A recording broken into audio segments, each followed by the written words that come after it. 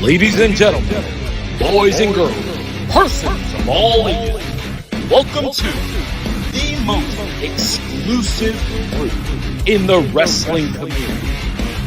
And now, your hosts, first, from Guadalajara, Puerto Rico, Macho Rodriguez, and his tag team partner from New Brunswick, Canada, God's Gift, Tyler Taylor!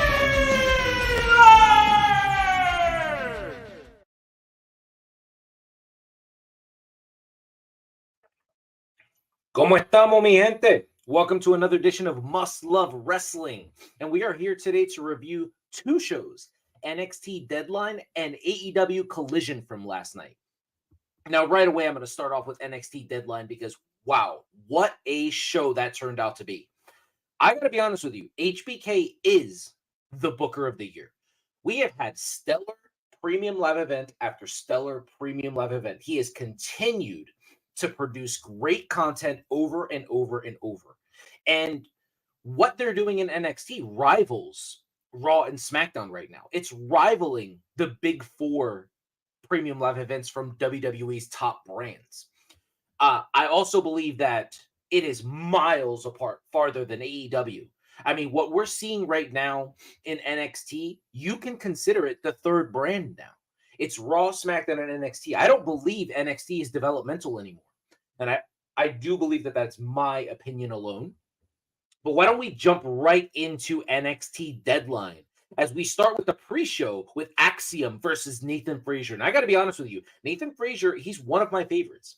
I'm watching this kid and I'm thinking to myself, he reminds me a lot of Spanky, also known as Brian Kendrick. I've been a big fan of Spanky for a very long time. I started watching him with Bryan Danielson at the same time, and now obviously he's veered off into his own wrestling career, and he's also partaken in training people such as Eva Marie and Sasha Banks. He's also does a really good job training some of the younger talent.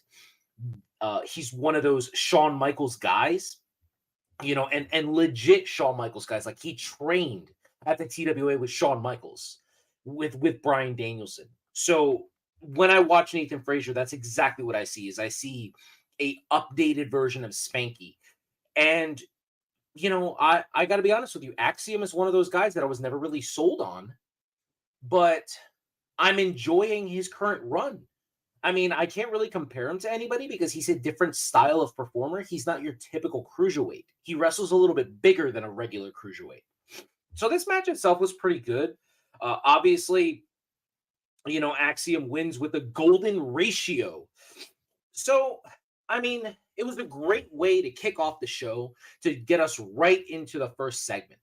I love the idea that Axiom and Nathan Frazier get to get everybody on their feet because they are two, like, they're cruiserweight guys and they're very classically trained in, like, lucha as well as obviously the light heavyweight as Nathan Frazier is. But what I loved about it was the crowd was really hopping. They were really into this. There was no bathroom break here. There was no, oh, let me find my seat. People were sitting down or they were up in their seats already watching this match. It was solid.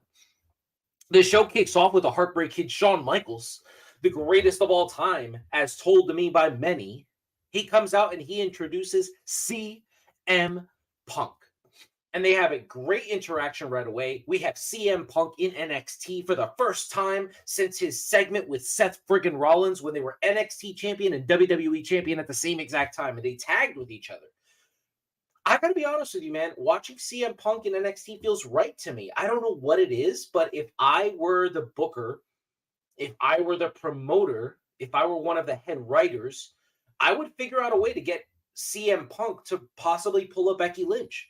Hey, man, go down there, win a title real quick, make the title mean a lot more, and then put over the next guy. Because when Becky Lynch did that, you saw it from Shawn Michaels earlier this week. I mean, it meant the world to the company, and I can see CM Punk doing the same thing. I mean, it's a way to give back to the business. But I think right now that they want to book CM Punk as strong as possible. Obviously, I love the joke that was brought into the segment there with Shawn Michaels pointing out his hoodie. So I had to find my Bret Hart shirt because obviously I'm a big Bret guy. He's a Mount Rushmore dude for me. And obviously he is for CM Punk as well. So you know that Punk did that shit on purpose. That is a CM Punk like shit stirrer type of thing. In our chat yesterday, Patty Reekin over from Working the Marks, he posted the picture of the both of them, CM Punk selfies, and he said very clearly, my two favorite shit stirrers. And I loved it. I could not agree more. I mean, Patty is so smart. The podcasting world is going to miss you, my guy. All right. So as Shawn Michaels points out that, he's wearing a Bret Hart hoodie, he says, I thought you guys made up. I made up with Triple H. Like, like they kissed and made up. And it was really great. It led into the first match of the evening, which was the MVP of professional wrestling this year, Dominic Mysterio against Dragon Lee, the future of the Cruiserweight division. This match, once again, solid. I love watching Dom having to go out there and have to fend for himself. And to be in a premium live event spotlight like this and not have Mommy during, like right there at the ring, for him to perform all by himself, to go out there and to just have to work and show his persona and show his character the way he's been able to do it. I mean, it's brilliant. And Dragon Lee, I mean, he's as good as you can possibly think of. I mean, he's a solid performer. Obviously, Dragon Lee wins with the Acai DDT. And now we have a new NXT North American champion. This leads to a backstage segment where Dom calls out the entire Judgment Day. I thought that was really interesting. He says, where was Damien? Where was Finn? Where's JD? He said, where's Mommy? And then he's like, I'm going to Mommy's house because Judgment Day runs everything and this shouldn't be happening. I thought that was one of the coolest things about this is not only did we have a solid match here, but we also had the progression of Dom's character as he just eclipsed, I believe, over 100 matches this year. And man, this is in 1998 where Stone Cold and The Rock were doing live events and they were doing all the TV tapings and they were having like 225 matches. I mean, anything over 100 now with the way promoters are protecting their talent. I mean, that's an Iron Man right there. That is an Iron Man. And Dom right now, I mean, this is what he needs for him to progress, for him to get better in the ring. He needs as much repetition as possible. He needs muscle memory to be there. He looks like he's been a pro for the past 5 years. And I mean, I'm excited. I think he's the future of professional wrestling. I think you are a damn fool if you believe that he's not a future WWE World Heavyweight Champion. Eres un pendejo if you think that he's not a future World Heavyweight Champion. Because Dom, he's that dude. He is absolutely that dude. And I would not be surprised if everything you see with Rhea Ripley, how she's been able to win the Royal Rumble, she's been able to win the NXT UK Championship, NXT Championship, Raw Championship, SmackDown Championship. Everything you saw her do in a short amount of time, we're going to watch replicated with Dominic Mysterio. And I'm excited for all of it. From there, we move on to what I believe was the match of the night. I feel like I find myself saying this a lot about the women's matches recently, is that they've just gone out there and they've stolen the show. And I really believe that the Iron Survivor Challenge for the women was phenomenal. We had Blair Davenport, Fallon Henley, Kalani Jordan, Lash Legend, and my girl Tiffany Stratton. And this match was stellar, man. They did a really good job. I loved how, Tiffany always looks like she is just superior to everybody else. I love the promo that they had cutting last week leading into this, where she points out that Charlotte Flair actually pointed her out as the future of the wrestling division, of the women's division. And I love the fact that Blair Davenport picks up the W here because it's a shocker. The last time we had this match, everybody picked Cora Jade. Everybody. And who won? Roxanne Perez. That's right. My Latina mommy won. And this time, everybody had Tiffany Stratton winning. And who won? Blair Davenport. Shawn Michaels, just a brilliant mind picking the right people to progress. Because you know why Tiffany's not winning this match? Because Tiffany's already made. She's going to the main roster. She's going to debut in a couple of months after WrestleMania. She doesn't need this W. Guys, you can't keep jumping on the internet getting angry because your person didn't win and you're not looking into the future. It makes sense for someone like Blair Davenport to win. As Blair Davenport is celebrating, we have Lyra come out with her NXT Women's Championship, and she's holding that shit to the sky, almost like, Mommy, you're not going to be able to get past this. And before she gets the chance to even utter a single word, Cora Jade, the bad girl of NXT, nails her with a forearm from behind, picks up her championship, and she's holding it, reminding the NXT women's division who runs this shit. Because whether you like to believe it or not, when Cora Jade is on television, when Cora Jade is cutting promos, when Cora Jade is in that ring, not a single person, not named Tiffany Stratton, can touch her. She is the epitome of what CM Punk is. She says it all the time. I'm the best in the world in this ring, on this microphone, and even on commentary. And honestly, you can hit me up on TikTok, Macho_Rodriguez, if you want to argue this. But I believe that Cora Jade is one of the top female talents that we're going to see over the next couple of years. And that we've seen. All right. So let's move into the Carmelo Hayes and Lexis King match. Now, I loved what Lexis King said after, because Carmelo Hayes gets this W. We're not going to talk about this match very often. But what I will say is that the match itself was really good, guys. Carmelo Hayes is that motherfucker. He's just that good. And Lexis King, I mean, I've been a fan of his since he was Brian Pillman Jr.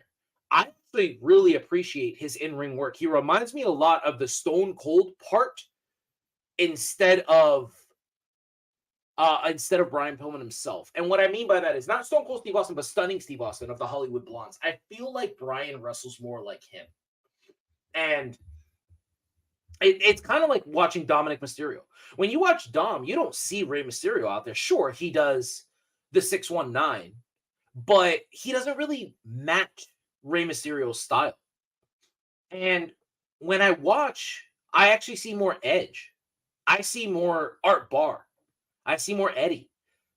Because I feel like those are the guys that he grew up watching. That's kind of what I see in Brian Pillman. I see a lot of like Stunning Steve Austin, who's a great, solid performer, but Pillman was more of a light heavyweight. He was more of a cruiserweight. And we don't really see that in Brian Pillman. I loved it. I also love the fact that after the match, Lexis points out that he did not attack Trick Williams. And he says, thank you for that premium live event rub. I mean, let's talk about it, guys. Now we're bringing backstage shit live into the crowd. I mean, that is awesome. That is what Shawn Michaels does. This is what he did during his entire career. He would do shit like this. He would actually go out there and he would say stuff that you're not supposed to say, like the Sunny Days promo. That was very reminiscent. I would not be surprised if Shawn Michaels has a vested interest into Brian Pillman Jr.'s career, now known as Lexis King. Great match itself. Obviously, Carmelo Hayes wins with a nothing but net. So we move on from here into the Iron Survivor men's match, which I thought was fine, but I gotta be honest, I'm not a big fan of a lot of these wrestlers. Like, I do like Tyler Bate, love Braun Breaker, big fan of Trick Williams, as you've known here. I've said it before, Trick Williams is the guy. It is not Carmelo Hayes. Trick Williams is the dude from that division. He is the dude. I mean, from that tag team. He will go further in his career. And no, it is not because he's taller. It's because he's more captivating. So this match itself is pretty solid. Obviously, Dijak is there to just progress stories now. Josh Briggs is fine, I guess. Trick Williams comes out with the win. He wins, I believe he has 4 pinfalls in 2 minutes to close it out. And they call it a great comeback. Don't call it a comeback. And it absolutely was what it needed to be. Braun Breaker came in, he hits the spear, he gets 3 straight pinfalls immediately, and we kind of just have a hard-hitting match. It's all different styles in the ring. I'm very happy that Trick won. I was texting with Mikey from the Biconics podcast yesterday, and I was telling him that I had Trick Williams winning this match. So I'm very happy that that win actually happened, because I think Trick is that dude. Whoop that Trick, get him. I think he's going to be a future superstar on the main roster. I don't think he's in NXT for very long. I would not be surprised if Trick Williams makes it to the main roster before Ilya Dragunov. And I hate to say something like that, because Ilya Dragunov might be the best wrestler on the planet right now. So, obviously, Trick Williams wins the match, and, you know, he celebrates, and everybody's obviously shocked. I mean, the internet was rocking. It was rocking. Twitter was going nuts because they just couldn't believe it. Now we have the steel cage match between Kiana James and Roxanne Perez. And this is another one where it feels like Roxanne is in the same boat as Tiffany Stratton, as Braun Breaker. And she doesn't need these wins, guys. She's trying to help build the division that she's leaving behind, because those 3 talents will move up to the main roster. Mark my words. Tiffany Stratton, Roxanne Perez, and Braun Breaker will be on the main roster sooner than you think. So why would they leave with so many wins? There were so many of you guys that were bitching and moaning on the internet when Edge beat Sheamus in his potential last match ever in WWE. He should have left on his back. Not understanding that sometimes the wrestlers that they're working, they don't want that W. You don't know if Sheamus wanted that win. You don't. It has been reported by multiple people that Toni Storm wanted to take the pin so Saraya could win the world championship in Wembley. She wanted to be the one who took the pin. I mean, come on, guys. There's a lot more things at play here. We need to just understand professional wrestling, that it's not what we want. It's what everybody wants. And it's for the betterment of the brand. So she wins with the code breaker. I love the fact that these women are just using all of these moves and they're making it look better, because her code breaker looks better than Jericho's. I mean, I got to be honest with you. It just looks amazing. Roxanne Perez. Now, obviously, she wins because Izzy Dame comes out and distracts Roxanne or whatever. I don't really know much about Izzy Dame, so I'm not going to come on here and pretend like I do. I'm just going to mention her because she took part in the match. Moving on, we have the main event of the evening with probably the most underrated superstar in the past 15 years of professional wrestling, Baron Corbin. My Puerto Rican brother, that's right, he's married to a Latina, and we are claiming you, my guy. We are claiming you. So Baron Corbin versus quite possibly the best wrestler on the fucking planet right now, Ilya Dragunov, in an NXT World Heavyweight Championship match. And wow, did Baron Corbin make Ilya look even better than he normally looks. And I am so impressed that this is the style of Baron Corbin. Like, this is one of the best versions of Corbin that we've ever gotten. He's always been a phenomenal in-ring performer. For the people that don't believe he is, well, you just don't know anything about professional wrestling. And I mean that with my chest out. Baron Corbin is one of the best in-ring performers. He's one of the best big men ever. And maybe because he doesn't have that cachet win, maybe because he doesn't have that title reign that you wanted, that you don't actually look at him. But I would not be surprised if Baron Corbin winds up being like the wrestling god JBL in the future, and he winds up a world heavyweight champion, because he's going to be called upon and he'll be ready for it. He will be a world champion before he retires. I do not believe that he will ever leave professional wrestling with that single United States championship behind him. The match itself was really good. Obviously, Ilya wins with the H-bomb, and he kind of progressed his like character a little bit. After 2 or 3 H-bombs, he hugs Baron Corbin. He whispers something in his ear, and the commentators are trying to make sense of what it is, but we don't really know. I mean, it was really, really good.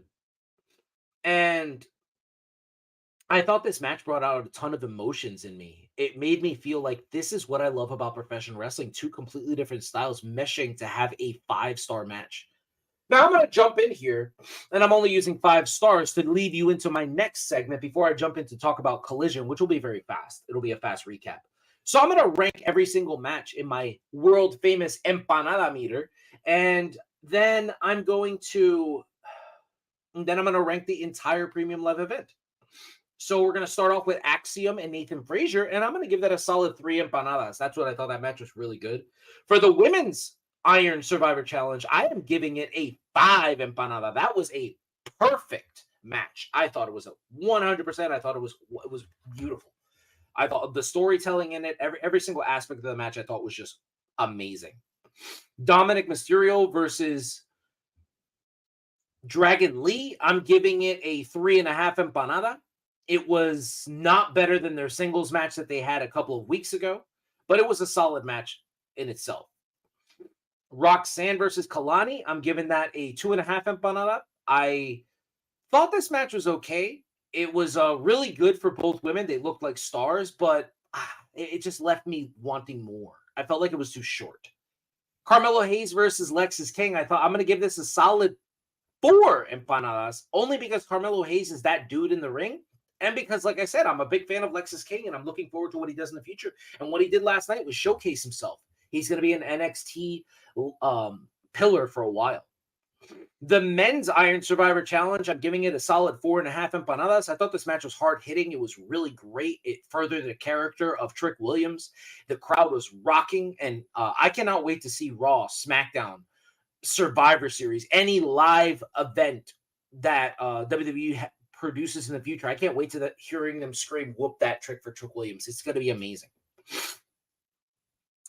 And then the main event of the evening, I'm giving a 5 empanada to, because I just thought, coño papi, like Ilya and Baron Corbin, they are just perfect together.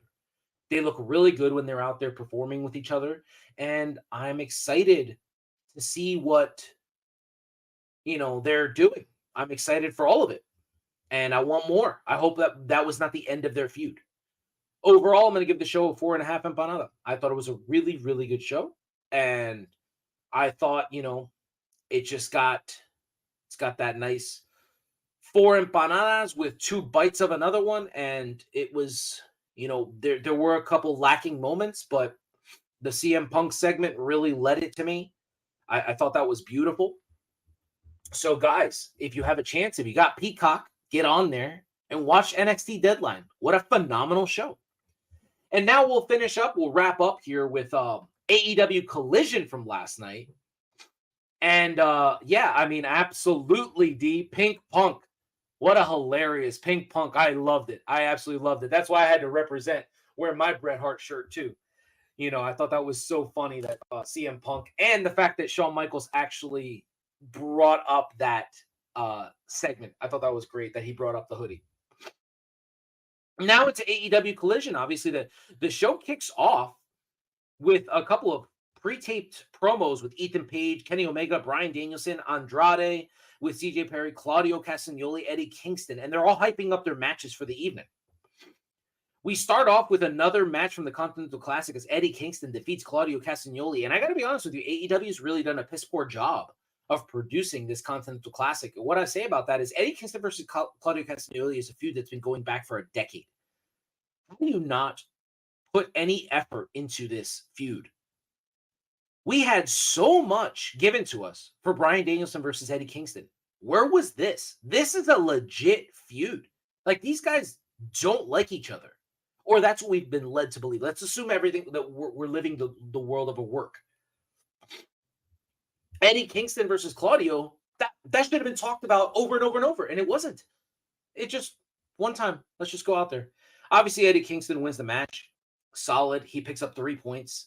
We have Jon Moxley cutting a promo on Swerve Strickland. Guys, I am so pumped for this little upcoming feud here. Jon Moxley versus Swerve is going to be one of those matches that we look back on and we're thinking to ourselves, wow, I can't believe I got to witness that match. Because Jon Moxley, my dude, has heard all you guys talking shit. He's heard you over and over. Oh, he's a plumber pretending to be a professional wrestler. Oh, he can't work anymore. Oh, he's the worst member of the Shield. And guess what he's done?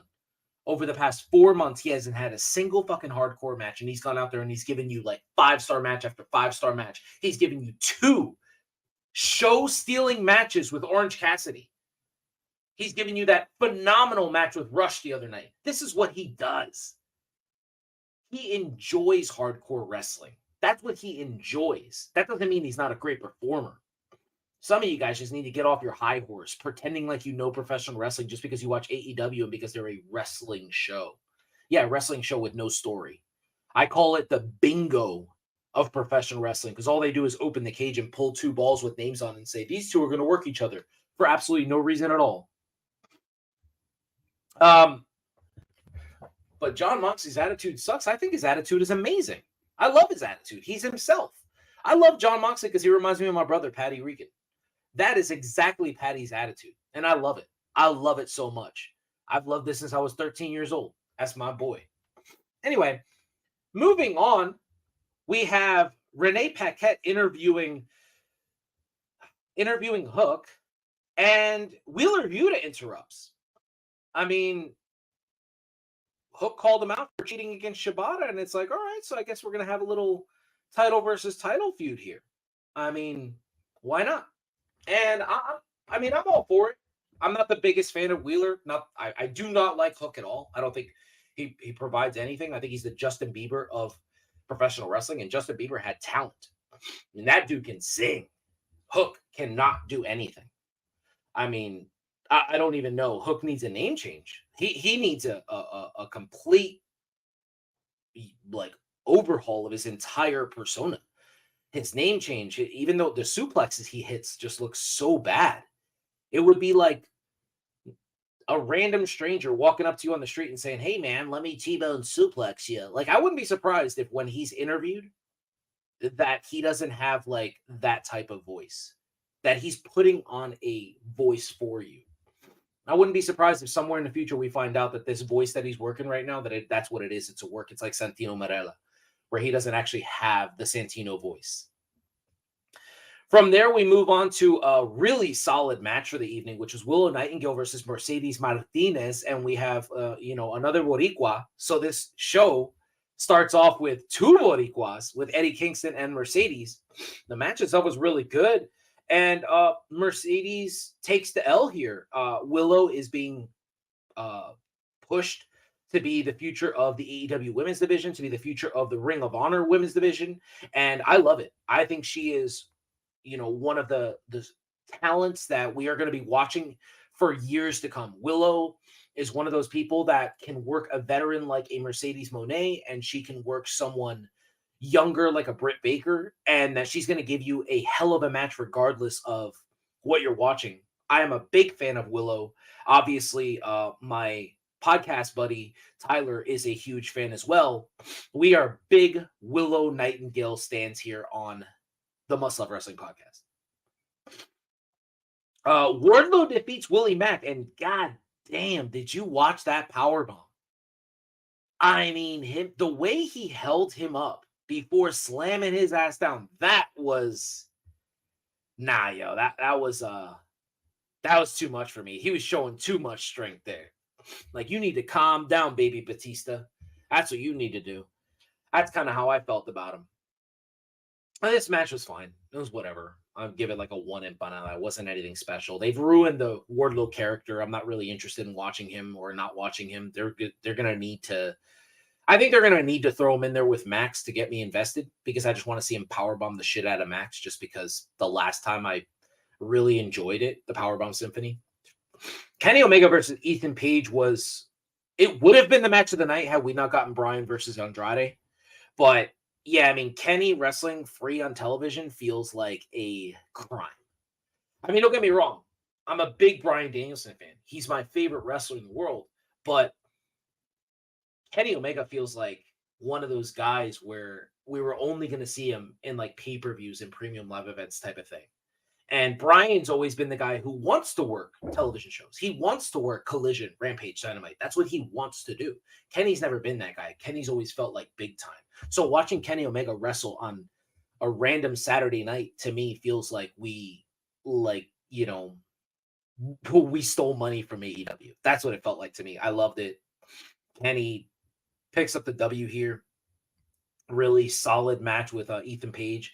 Ethan Page is super underrated. I think we need to keep him on our radar. Here on the Must Love Wrestling podcast, we're going to start paying more attention to Ethan Page. I think he's got a lot of ability to be the future.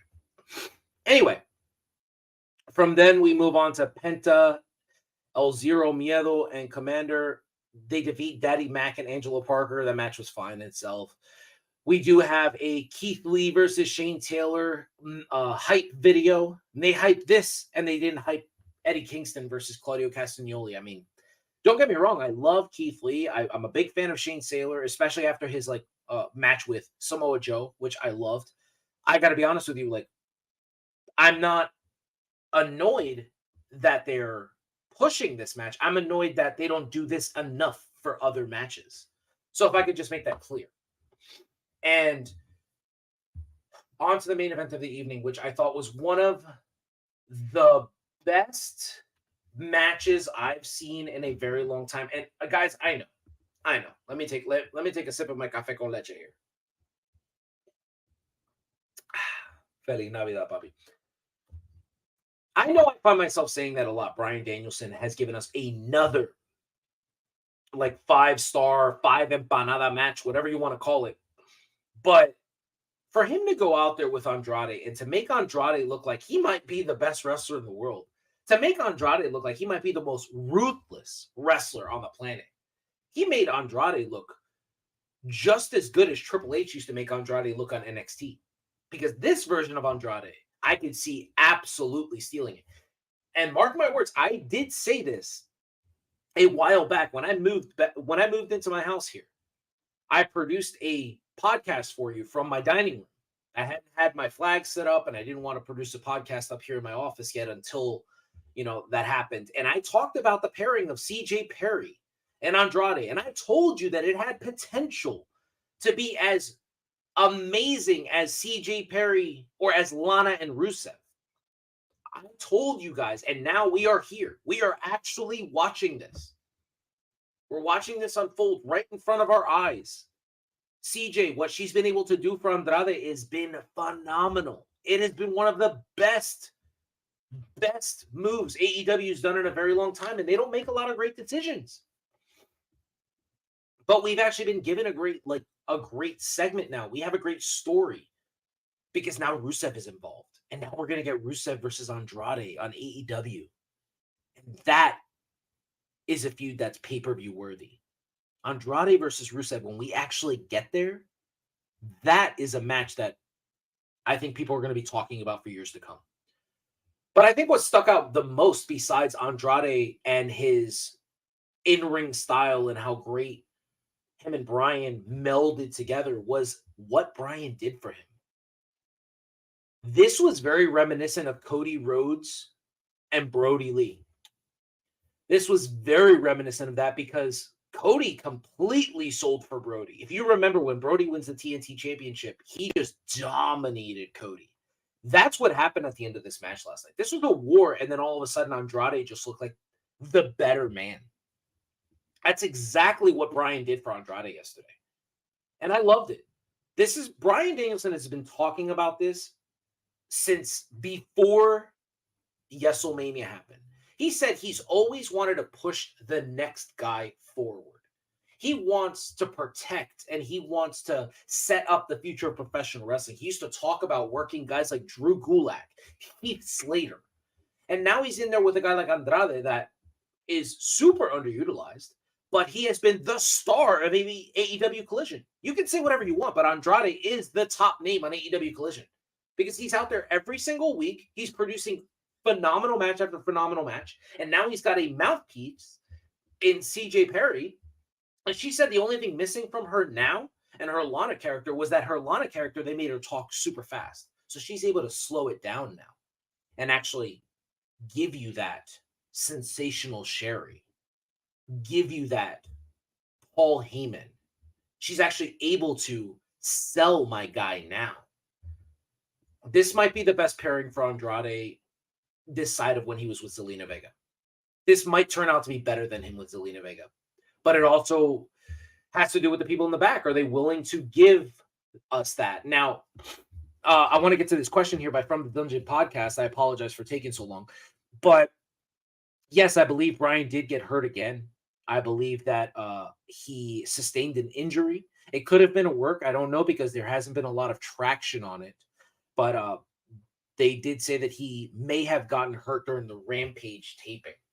But I can't imagine it was severe because he did go out and he wrestled that match yesterday with Andrade. One more thing I'd like to touch on before we go here is the Omega hype gone? I mean, not for me.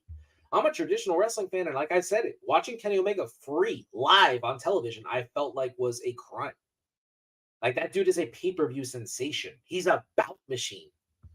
Yeah, I think getting to watch him for free to me feels like, I just opened a Wonka bar and got the golden ticket. So I'm excited. Guys, what a great Saturday night for professional wrestling. There was 3 shows on last night. I will do another review show to go over the TNA show, but I need to watch it. I still haven't watched it, so I don't want to talk about it, and I don't want to read results off the internet. I actually take notes for this stuff so I can give you and provide you guys really solid content. So thank you so much for tuning in, and I'm excited about this week. I can't wait, and I will definitely jump on here Wednesday night and do a post Raw show for you so we can talk about where CM Punk is going to be, whether he's going to be NXT, Raw, or SmackDown bound. And let's see here before we go here. TNA, the WWE farm team. Oh, I like that. That's fine. Farm teams sometimes do really well. I mean, look at the New York Mets. They're the junior varsity of New York. That's exactly what they are. I mean, the Yankees are varsity, and the Mets are the JV team. So yeah, I don't mind this at all. But they have some really good talent down there. And that guy Speedball is pretty good.